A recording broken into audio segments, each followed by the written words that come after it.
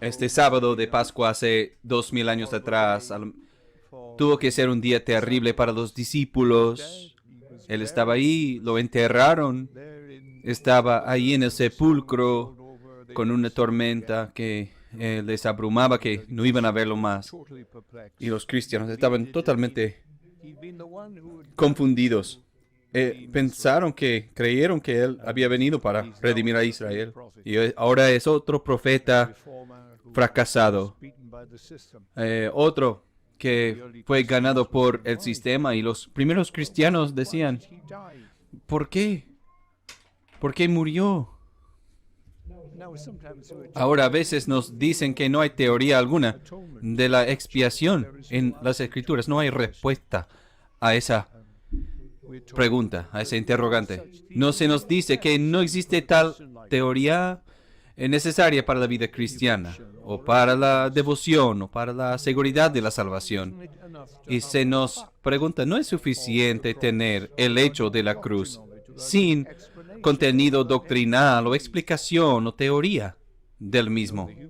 Los humanistas, los modernistas, los liberales, y su teoría de la cruz es que Cristo sí estuvo firme, tuvo ciertas convicciones y las mantuvo hasta el final y murió por sus convicciones, y por lo tanto todos tienen que decidir cuáles son sus convicciones en la vida y mantenerse firmes a ellas. Eso es la teoría de los modernistas. Así que los modernistas piensan que de alguna manera u otra, o de alguna muerte u otra, o de algún Cristo u otro, somos salvados de algún pecado u otro. Y se nos pregunta, se nos pide permanecer contentos con el hecho de la muerte de Cristo, con el hecho de que de alguna manera u otra eso tiene relación con el perdón de nuestros pecados. Ahora, Pablo no estaba contento para nada compartir esa perspectiva, y él enfatiza aquí el contenido de su propio mensaje. Nos dice que su mensaje fue a través de la predicación de la cruz. Y ustedes que tienen traducciones modernas verán que la palabra traducida allí de predicación es la palabra logos. La lógica y alguna comprensión, alguna teoría particular. Eso es lo que estaba proclamando, era la proclamación de la lógica de Calvario. Y esa palabra, en esas cartas y en los evangelios, esa palabra significa poder divino para redimir o salvar o elevar, y para santificar, glorificar. Entonces Pablo estuvo allí delante de ese masivo hecho y pregunta, ¿qué significa? ¿Qué significa? ¿Y cómo eso tiene que ver con nuestra comprensión de la vida cristiana? Hay un cierto entendimiento de la cruz y nos impacta inmensamente al principio y nos constriñe a comportarnos en ciertas maneras y negarnos a nosotros mismos de muchas maneras, y extendernos hacia afuera y preocuparnos por otros mucho. Y nos constriñe a amar al Creador del universo. Y esto nos constriñe a amar a nuestras esposas como Cristo amó a la iglesia. Y hay otros entendimientos de la cruz que no tienen ese impacto sobre aquellos que creen así. Entonces, es la cruz entendida en cierta manera, es la cruz interpretada en cierta manera que nos constriñe a vivir desde ahora en adelante para Él, el que murió por nosotros y resucitó. Y preguntarás, ¿por qué es necesario interpretar la cruz? ¿Por qué tenemos que tener una explicación? ¿Por qué hay teoría alguna o interpretación alguna? Y la respuesta es porque la identidad de aquel que está colgado en la cruz. Entenderás que hay algo extraordinario sucediendo aquí. En aquella cruz central de madera.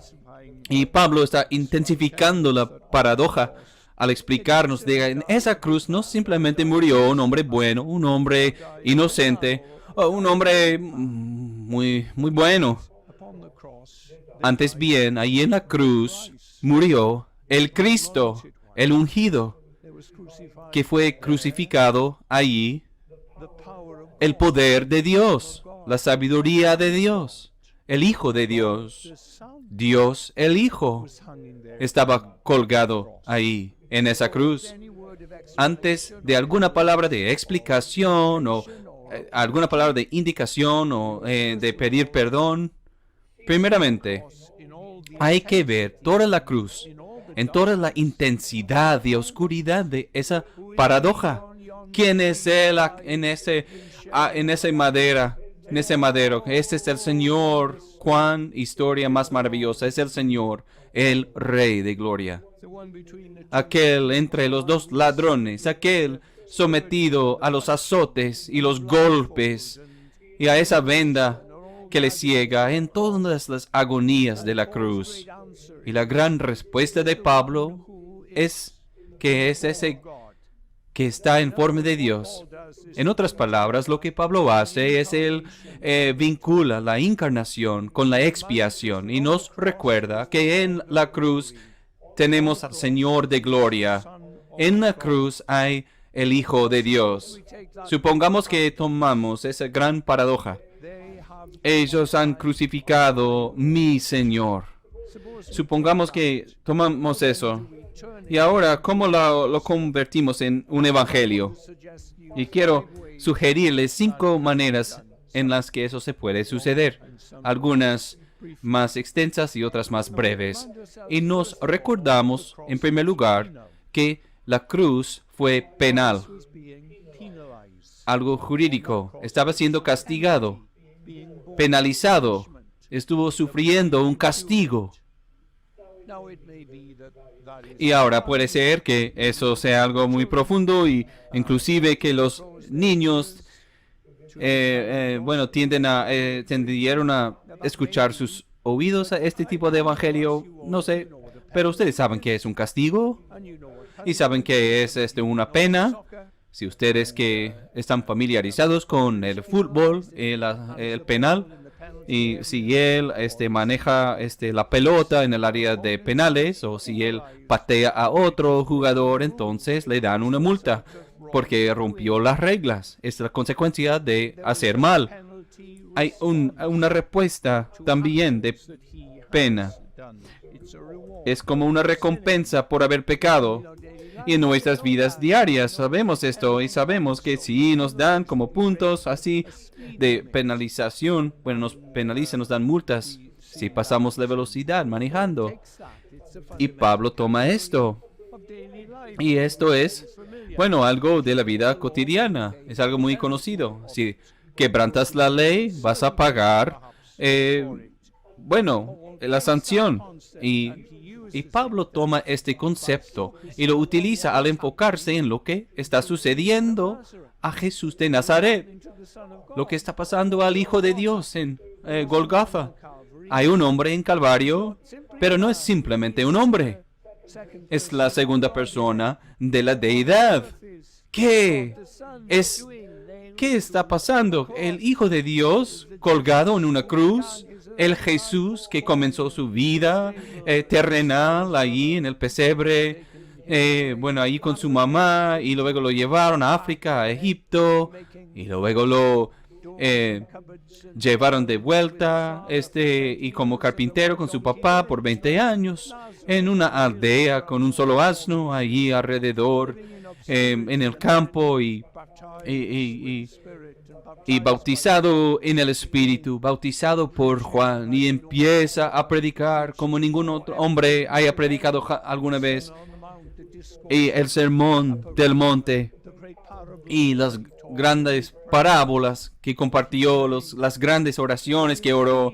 ¿Qué está haciendo él ahora en esa cruz? Bueno, pues hubo juicios, hubo 2 juicios, hubo 3 juicios. Un juicio que no duró mucho ante el Sanhedrin, entre Anás y Caifás, y querían decir que estaba blasfemando, y ahí en todo el tribunal, y estaban determinados a terminar con él porque, bueno, él era un aguijón en su carne y lo hallaron culpable. Eso fue el juicio judío y luego el juicio gentil ante Pilato. Y en ese hubo un cierto concepto de ley que los romanos estimaban y mucha presión sobre Pilato para hallarlo digno de muerte en la cruz. Pero hubo otro juicio también. Dios estuvo allí. Dios estuvo involucrado en Juan 3:16, ese abismo de teología moderna. Y Dios amó de tal manera al mundo que dio a su Hijo unigénito. Lo dio. Se nos dice por Pablo en Romanos 8 que Dios no escatimó a su propio Hijo, mas lo entregó por todos nosotros. Y ves que lo que tenemos en Calvario, en última instancia, tenemos a Dios el Padre penalizándolo, causándole el sufrimiento de su Hijo. Es Dios el Padre ejerciendo, bueno, esto y no escatimándolo, sino entregándolo a la muerte. En el pasado sí lo escatimó, pero ahora no. Antes sí había predicado de Isaías y dice, este día se cumple la escritura delante de ustedes.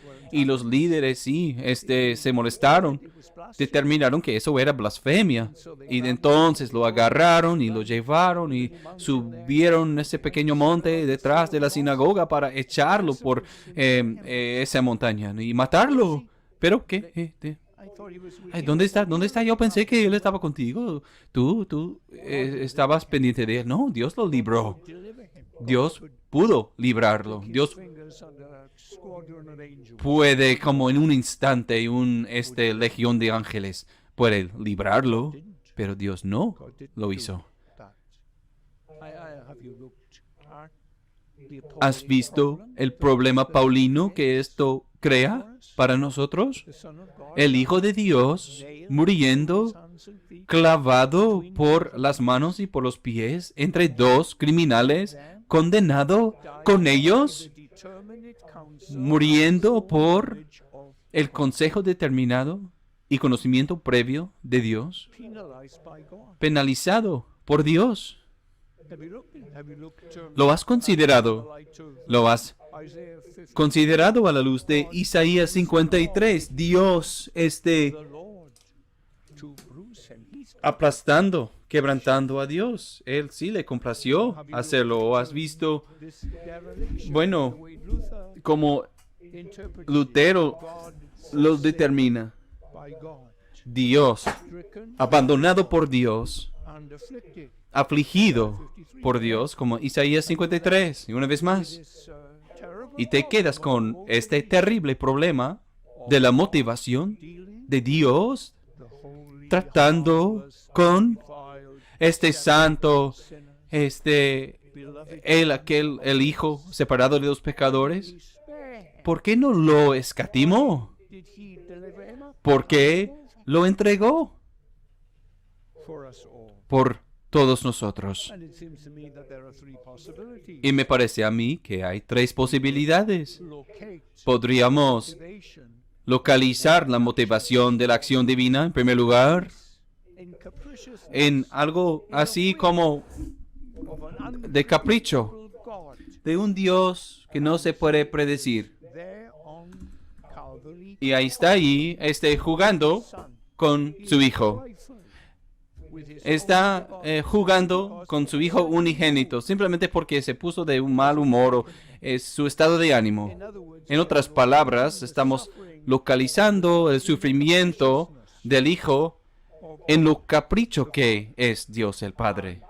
Y eso es totalmente equivocado. Dios es amor. Él es amor. De principio al final, Él es amor, y Él es amor, y Él es amor, y Él es amor. Y más y más, y más y más es amor. No hay nada, ni una molécula no amorosa en Dios. Dios, el Padre, es amor, el Hijo es amor, el Espíritu Santo es amor. Entonces no es capricho, no fue eso. No fue como un humor que le hizo hacerlo así. Y hay una segunda posibilidad que enfrentamos, de que es la maldad de Dios, que está atormentándole al Hijo de manera maléfica, como algo malvado. Eso tampoco es tolerable, porque Él es el Padre de luz en quien no hay variedad o sombra de cambio. Al verlo, Él no tiene un pasado que Él lamenta. Es totalmente fiel, totalmente sabio, benigno y paciente y lleno de afecto. Esta es la paradoja que enfrentamos aquí, en la agonía de muerte del Hijo, que en ese mismo abismo, en ese abismo de humillación, en el anatema, Él todavía es mi Hijo amado, en quien tengo complacencia. Nunca hubo un momento en el que comenzó a amarlo, no.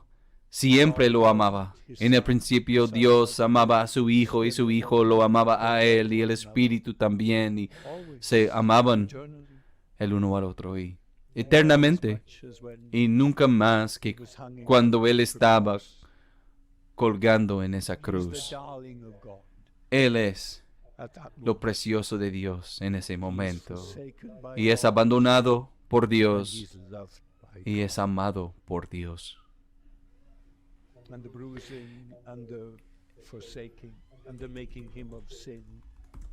Y el abandonarlo y el golpearlo. Bueno, pero el afecto ilimitado con el que Dios el Padre amó a Dios el Hijo. Entonces no fue así por capricho ni por malicia. Entonces hay solo una otra posibilidad. Y localizamos los padecimientos del Hijo de Dios en la rectitud de Dios, en la justicia de Dios. Los hombres pueden sufrir y pueden sufrir por capricho. Y bueno, por algo de capricho, por impulso. Pero Jesús está pagando un castigo por el pecado. Y lo localizamos, lo ubicamos en la santa rectitud y justicia de un Dios que aborrece el pecado. Y lo que con frecuencia encontramos saliendo de las palabras de Jesús: el Hijo del Hombre debe padecer, debe sufrir, debe ser así. Y ese debe ser se ubica en la rectitud del Dios Todopoderoso, está en su misma naturaleza, en la misma esencia de la relación entre Dios y la pecaminosidad.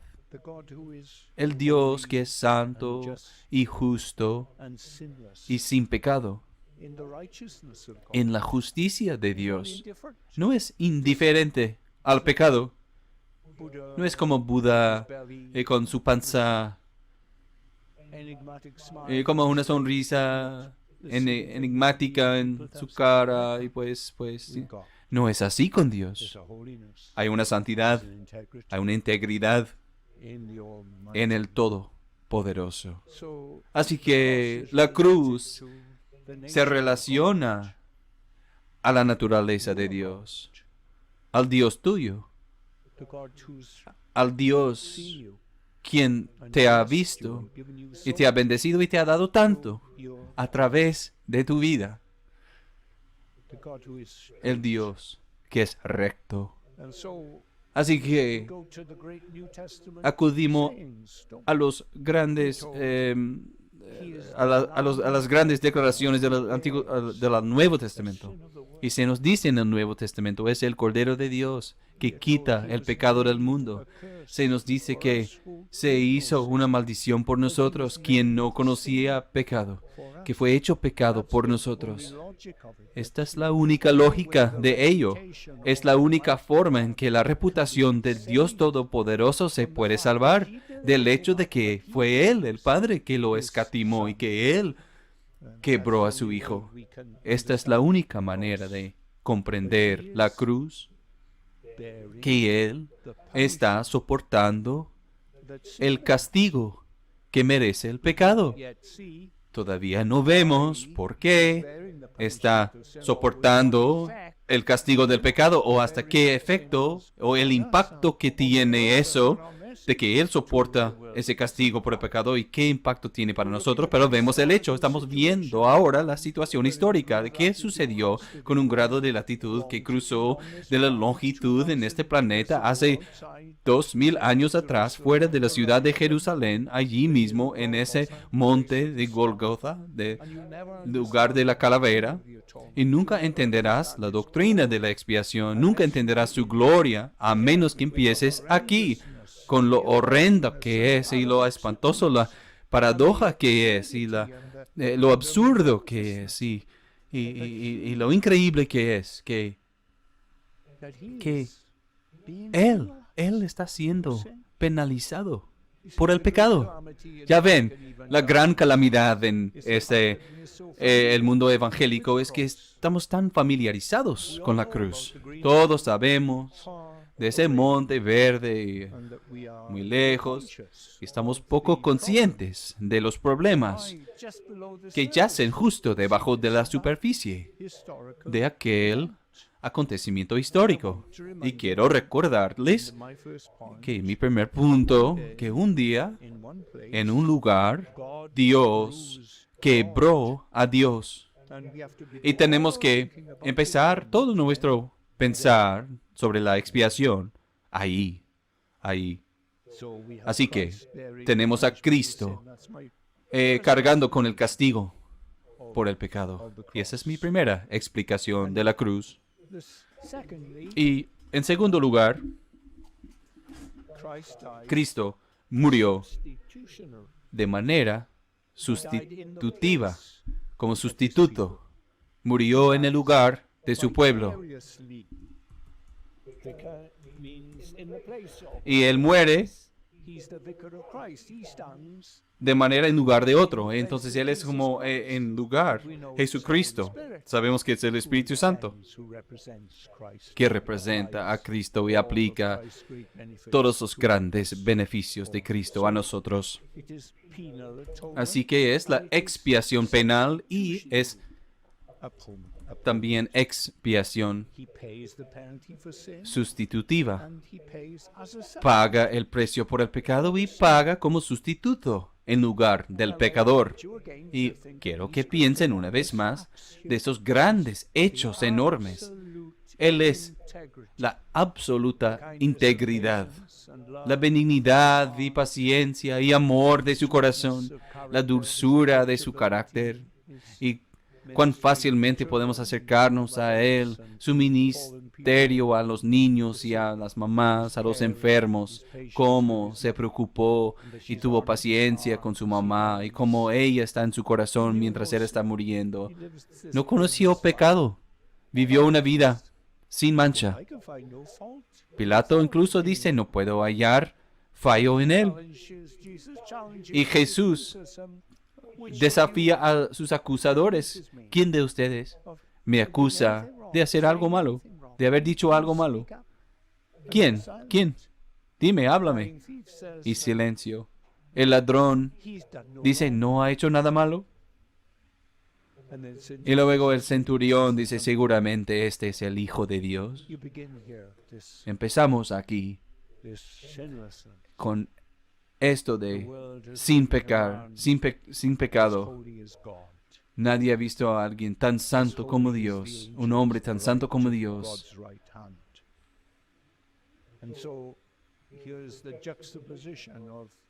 Y entonces, bueno, para estos hechos tenemos eso de que no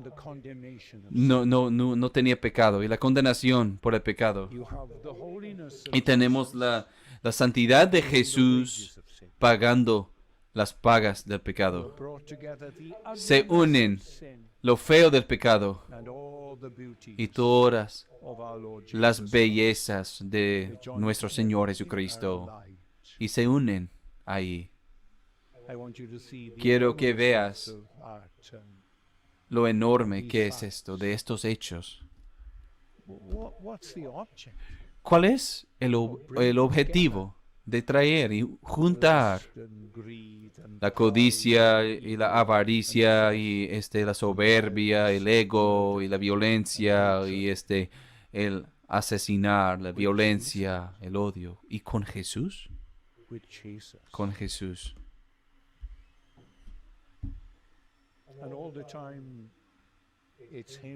Y en todo momento es Él,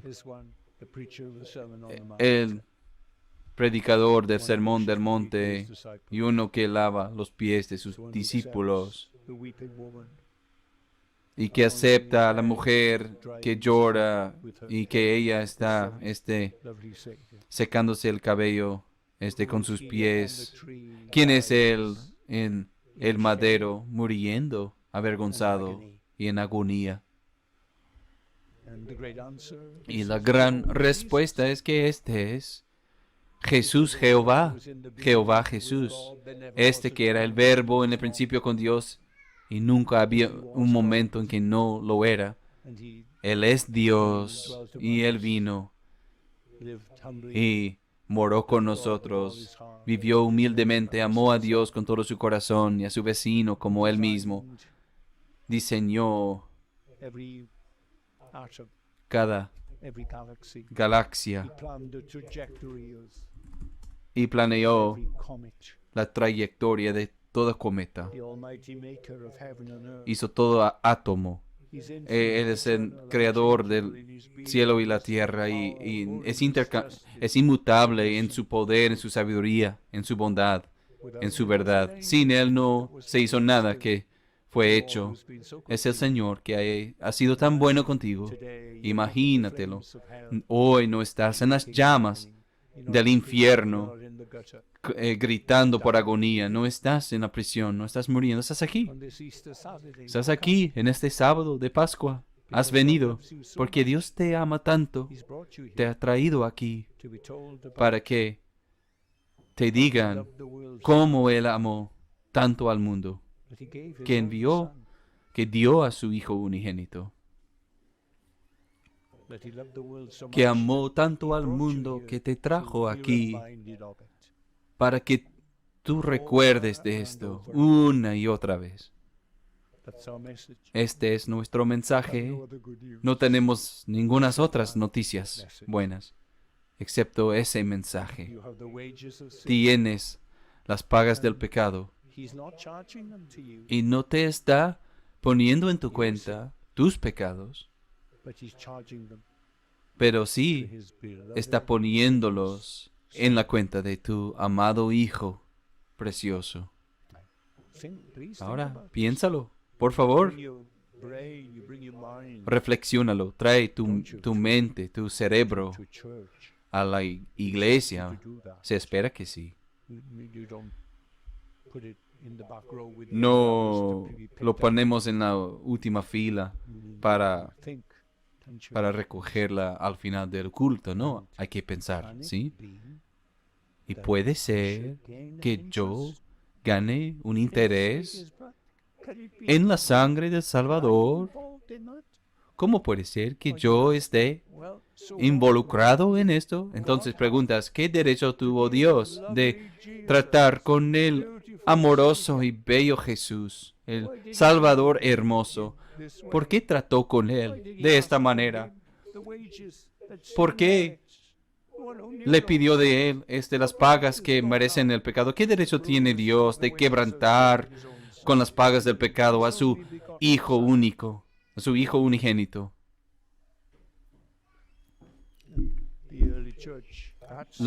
Y la iglesia primitiva, aquel sábado, se quedaron allí, bueno, tristes. A lo mejor no tenían mucho que decir ahí en el aposento alto, por tanto que habían visto de Cristo en la cruz y ahora está muerto y enterrado. ¿Cuál será su futuro sin Él? Nosotros pensamos que Él era aquel que iba a redimir a Israel. Y vieron la cruz y vieron el castigo, el juicio enfocado sobre Él y Dios haciendo nada.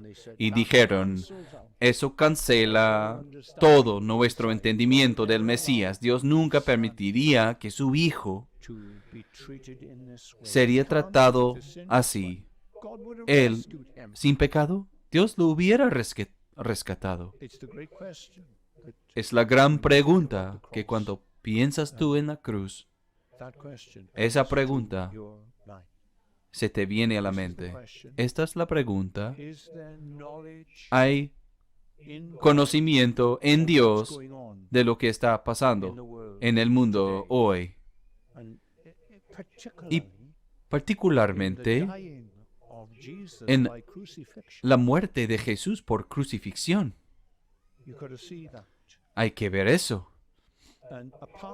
Y aparte de la explicación que nos da la Biblia, es una anomalía monstruosa. Y nunca verás la gloria de la expiación a menos que estés planteando esta pregunta, este interrogante. ¿Dios sabe lo que está haciendo? ¿No sabe él que este es aquel que nunca pecó? Al quien ama tanto su Hijo unigénito y aún así lo está quebrantando, lo está abandonando. Siempre estaban juntos en toda la eternidad. Y cuando Jesús estuvo aquí en este mundo, se despertó en la mañana y se valió de su relación con su Padre, en su gracia y amor y comunión para enfrentar todo lo que él iba a enfrentar en el día y hacer en el día. Y al final del día, buenas noches, Padre, Abba, Padre, gracias otra vez, nunca me abandonas. Y ahora lo está tratando en Calvario, así como esto.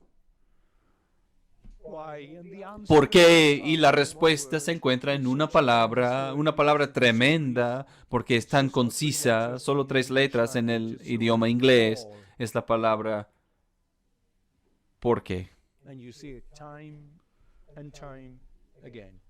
Y vemos una y otra vez, la palabra por, P-O-R.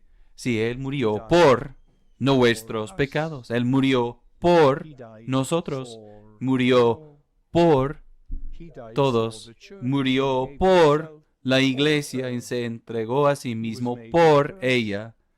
Fue hecho una maldición por nosotros. Me amó a mí, se entregó a sí mismo por mí. Y si buscamos la lógica, el logos, el verbo del Calvario, se encuentra en esa preposición, por Cristo, por pecado, Cristo por nosotros, Cristo por mí. Entonces, ¿cuál es el contenido de aquella palabra por? Debemos buscarlo. Y debemos estar conscientes de que una preposición como por es posible para varias interpretaciones. Y entonces hay eso del por ¿Qué significa representación? Que Él está actuando a favor de nosotros. El presidente.